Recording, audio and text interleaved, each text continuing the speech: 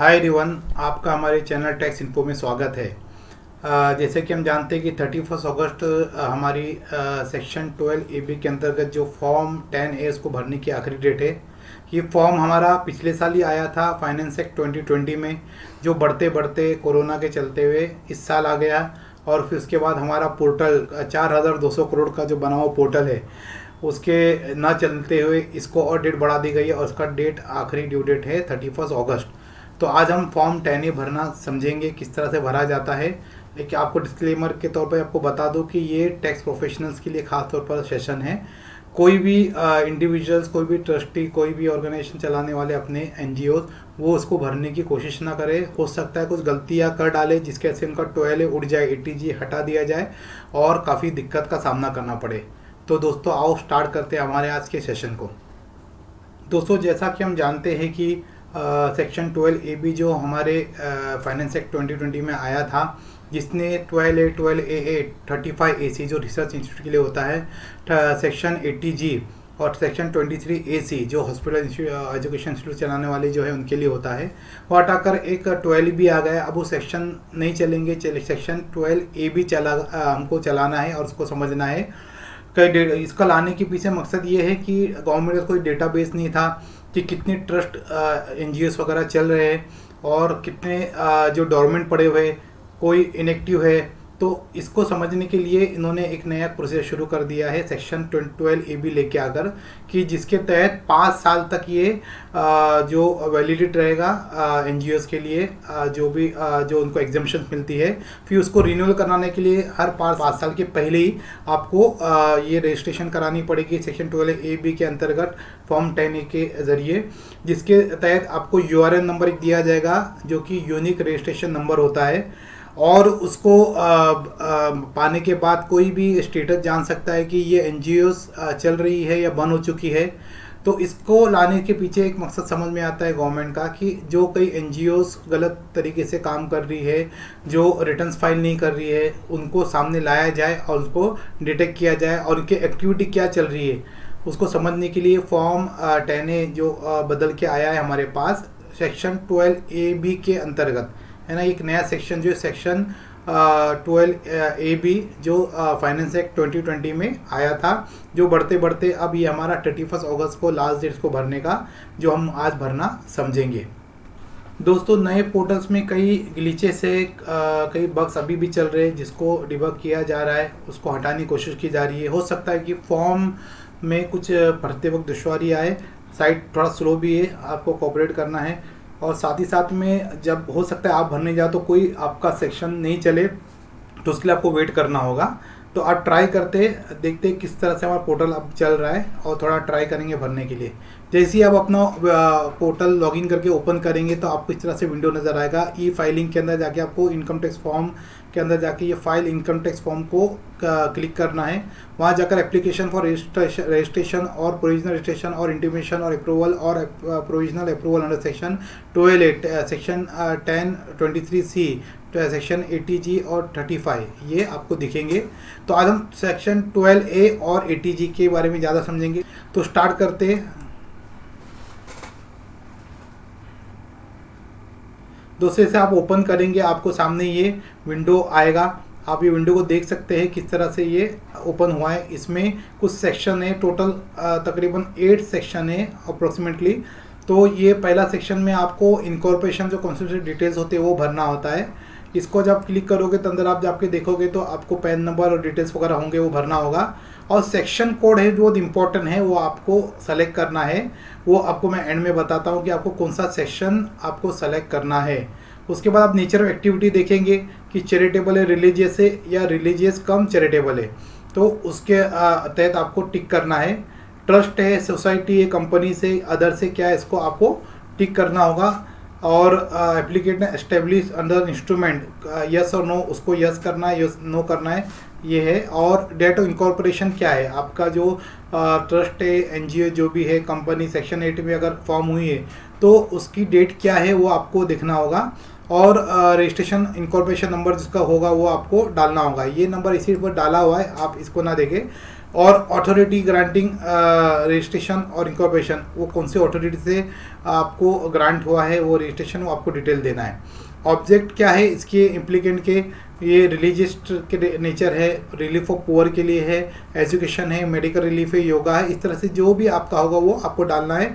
इसके लिए आपको ये पहला ज़रूर देखना होगा कि आपके ऑब्जेक्ट्स में क्या लिखा है ट्रस्ट डीड में, तो उसके हिसाब से आपको यहाँ भरना होगा। ऐसा ना हो कि ऑब्जेक्ट में कुछ अलग हो और आप यहाँ कुछ और टिक कर रहे हो। Whether trust deed contain clause that trust is irrevocable, mostly trust irrevocable ही होती है, तो यहाँ हम यस करें, जिसका अगर नो होगा तो नो करेंगे, लेकिन ज़्यादातर ये इररिवोकेबल में यस ही आएगा। और एंड में एक बात ये भी बताऊँगा आपको कि जो रिलीजियस जो टिक कर रहे हैं, तो जो चैरिटेबल कम रिलीजियस है, तो उसके लिए एक क्लॉज है इनकम टैक्स का, वो हम उसको डिस्कस करेंगे एंड में, कि उसके लिए वो 5% के ऊपर जो नहीं होना चाहिए, तो आपको मैं एंड में बताता हूँ। पहले आगे के फॉर्म्स के सेक्शंस को देखते हैं। और सेकंड में आप देखेंगे दूसरे सेक्शन में कि अदर रजिस्ट्रेशन डिटेल्स आपको पूछा जा रहा है। जैसे कि आप यहाँ देख सकते हैं कि दर्पण पोर्टल या FCRA एक्ट के अंतर्गत अगर कोई रजिस्ट्रेशन हुआ है इनका, फॉरेन कंट्रीब्यूशन रेमिटेंस एक्ट के तहत हुआ है, या दर्पण पोर्टल के इसमें कुछ उनको मिली है, तो वो इधर आपको भरना है उसकी डिटेल। नहीं है तो उसको सिंपली नो कर देंगे, तो ये हट जाएगा। Whether application for registration made by the applicant in the past is rejected, पहले भी कोई नई ट्रस्ट है जिसने डाला है रजिस्ट्रेशन के लिए, उसका रिजेक्ट हो गया था, ऐसा कुछ केसेस है, तो उसके लिए आपको यस करना है।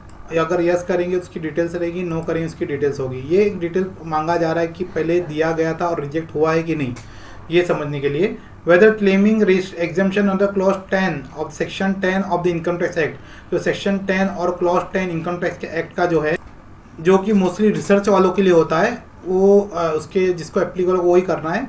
मोस्टली रिसर्च वाला यहाँ पार्ट नहीं है, तो उसको हम नो कर देंगे।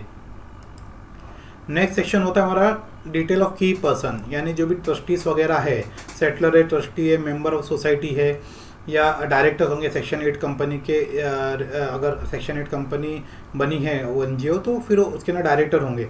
इस तरह से वो चीज़ें भरनी है आपको, पूरी डिटेल्स, उनके नाम, रिलेशन क्या है, शेयर होल्डिंग क्या है उसके अंदर, उनकी उनके कोड क्या है, पैन नंबर वगैरह, ये सब डिटेल्स उनके डालने होंगे। और अगर वो 5% के ज़्यादा कोई बेनिफिशियल ओनर है तो 9B पार्ट भी भरना होगा, अदरवाइज नहीं भरना है। ये सिंपल है, उसमें कोई नई चीज़ नहीं है। नेक्स्ट क्वेश्चन होता है हमारा details of assets and liability. तो ये असेट्स एंड लाइबिलिटी की डिटेल्स डालनी होती है, उनको डालनी है जिनकी जो ट्रस्ट नहीं फॉर्म हुई है, या फॉर्म हुई थी लेकिन उन्होंने रिटर्न फाइल नहीं किया है, डेट निकल गया, उन्होंने रिटर्न फाइल नहीं किया, तो उनके केस में ये डिटेल असेट्स ऑफ लाइबिलिटी आएगी। अब यहाँ केस पे देखेंगे तो यहाँ आ नहीं रही है, क्यों? क्योंकि इस पर्टिकुलर ट्रस्ट का रिटर्न फाइल हो चुका है, इसके लिए ये फ्रीज सा हो गया, यस ही बता रहा है, इसके लिए इसके अंदर डिटेल्स नहीं भर सकते। ये सिर्फ उन्हीं के लिए जो नई ट्रस्ट होगी, या ट्रस्ट वो जो पहले फॉर्म तो हो गई है लेकिन उसने रिटर्न फाइल नहीं किया हुआ है। दूसरा आगे का पॉइंट डिटेल्स, तो इनकम डिटेल्स के अंदर आपको अगर कोई गवर्नमेंट से ग्रांट रिसीट हुई है एक्सेट्रा, ऐसा कुछ जो रिसीट होता है गवर्नमेंट से है, तो आपको ये भरना है, अदरवाइज ये नहीं भरना है। ये रिलीजियस एक्टिविटी की डिटेल्स भी मांगी जाती है, तो जिसका भी जो रिलीजियस एक्टिविटी कर रही है ट्रस्ट, उनका वो एक्सपेंडिचर जो रिलीजियस नेचर का है वो आपको प्रोवाइड करना होगा। उसके बाद आती है वेरिफिकेशन की, डिक्लेरेशन और वेरिफिकेशन आपको देना होगा।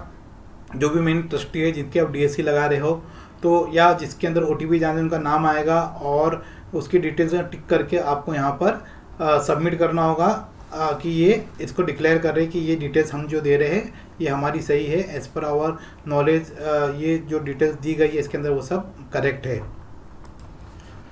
अगला सेक्शन हमारा है अटैचमेंट के रिलेटेड।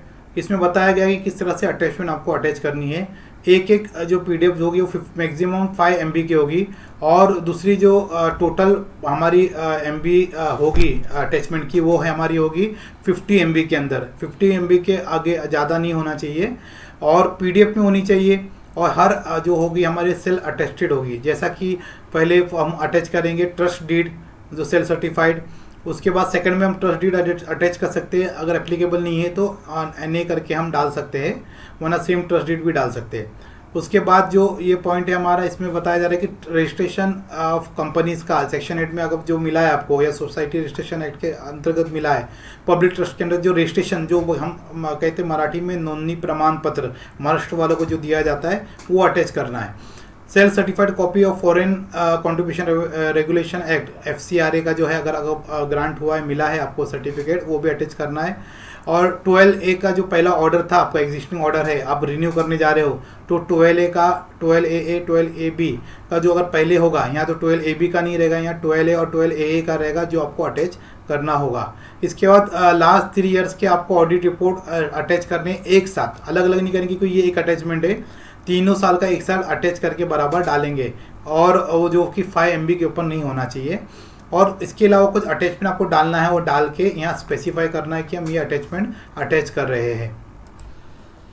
दोस्तों, जैसा मैंने पहले भी बताया कि जो इनकॉर्पोरेशन का डिटेल हम भर रहे हैं, इसके अंदर ये जो पॉइंट है रिलीजियस कम चैरिटेबल, तो ये याद रखें कि जो भी ऑर्गेनाइजेशन जो रिलीजियस कम चैरिटेबल के अंदर है, तो उनका जो रिलीजियस एक्टिविटी के अंदर एक्सपेंडिचर है वो 5% के ऊपर जो टोटल इनकम का नहीं जाना चाहिए।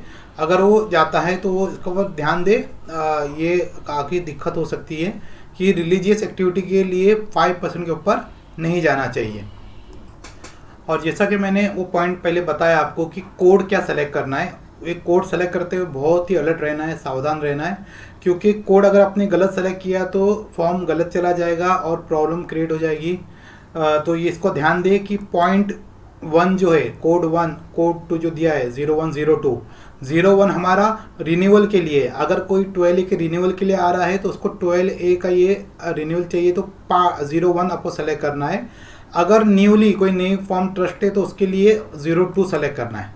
समझ में आई बात आपको कि 01 ये रिन्यूअल के लिए, जो 12A की रिन्यूअल हो रही है, जो ऑलरेडी रजिस्टर्ड थी 12A के लिए, और जो नई जो ट्रस्ट है, न्यूली फॉर्म ट्रस्ट है, या ट्रस्ट पहले से थी लेकिन उन्होंने 12A के लिए अप्लाई नहीं किया था, तो उनके लिए 02 करके सेलेक्ट करना होगा। और उसी तरह अगर ATG के लिए फॉर्म भर रहे तो आपको पॉइंट नंबर 11, अगर रिन्यूअल कर रहे ATG का तो 11 पॉइंट नंबर सेलेक्ट करना है।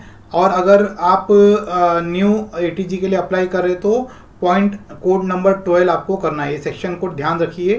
ATG के लिए अगर आपका रिन्यूअल है तो आपको 11 नंबर लेना है, और अगर रिन्यूअल नहीं है, आप न्यू ATG लेने जा रहे हैं तो आपको 12 करना है। ये बहुत ही सावधानी से आपको देखना है। और याद रखें कि आपको ये फॉर्म 2 बार भरने हैं, 12A के लिए अलग भरने हैं और ATG के अलग भरने। इसके अंदर और भी सेक्शंस हैं जो एजुकेशन इंस्टीट्यूशन, हॉस्पिटल्स वगैरह के लिए है, सेक्शन 35 वाले भी है, तो हमको उसके अंदर नहीं जाएंगे। हम आज देख रहे हैं हमको 12A और ATG का क्या करना है। तो ये कोड याद रखिए, 01 जो है हमारा 12A के रिन्यूअल के लिए, और 02 जो है नई जो हम 12A अप्लाई करेंगे उसके लिए, और सेक्शन कोड 11 जो है हमारा ये रिन्यूअल ATG के लिए, और 12 जो है न्यू ATG के लिए। दोस्तों, फिर एक बार मैं दोहरा दूं कि आपको ये फॉर्म खुद से नहीं भरने हैं, किसी टैक्स प्रोफेशनल से भराइए ताकि गलतियां ना हो, क्योंकि ये फॉर्म पे हर महीना नहीं भरना है, हर साल नहीं भरना है। ये 5 साल का आज आप भरते हो तो ये 5 साल तक के लिए वैलिड रहेगा।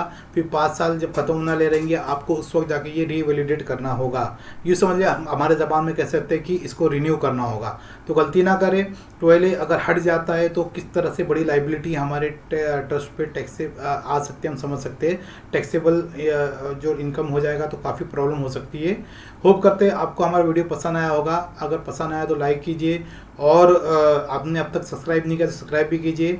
और इस तरह से आप रेगुलर अपडेट चाहते हैं तो बेल आइकन को दबाइए।